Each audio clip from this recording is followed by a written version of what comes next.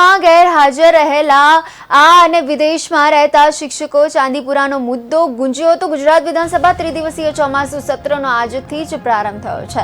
સત્ર શરૂ થતાની સાથે કોંગ્રેસે વિરોધ પ્રદર્શન કરીને વિવિધ મુદ્દાઓ ઉઠાવ્યા હતા। આ દરમિયાન કોંગ્રેસે બંધ કરો ભાઈ બંધ કરો, લોકશાહીની હત્યા બંધ કરોના સૂત્રોચ્ચાર કરીને આ વિરોધ નોંધાવ્યો હતો। વિધાનસભા સત્રને લઈને પોલીસનો ચુસ્ત બંદોબસ્ત ગોઠવવામાં આવ્યો હતો। કોંગ્રેસના નેતાઓએ બોટકાંડ અગ્નિકાંડના બેનર પહેરી ભારે વિરોધ પ્રદર્શન નોંધાવ્યું હતું અને આ દરમિયાન મોટી સંખ્યામાં કોંગ્રેસ નેતાઓ હાજર રહ્યા હતા।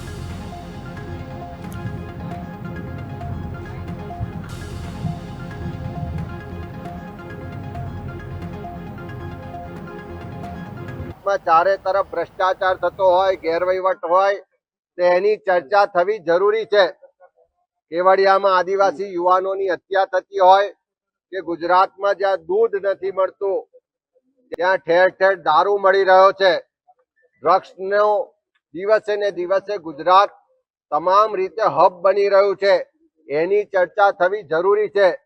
એ નકલી કચેરીઓ હોય, નકલી અધિકારીઓ હોય, નકલી હુકમો હોય, ભૂતિયા શિક્ષકો હોય કે તમામ જે કૌભાંડો ચાલી રહ્યા છે, એ જમીન કૌભાંડો, એ મુલસાણાનું જમીન કૌભાંડ હોય, કચ્છની ગૌચરની જમીનના કૌભાંડ હોય કે સુરતનું ડુમસનું જમીન કૌભાંડ હોય, આ જમીન કૌભાંડોમાં કોણ સંડોવાયેલા છે એની ચર્ચા થવી પણ જરૂરી છે।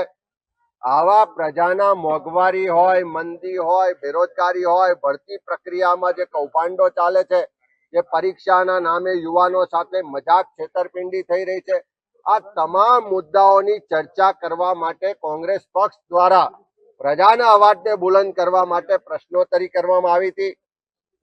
116ની નોટિસો આપવામાં આવી હતી।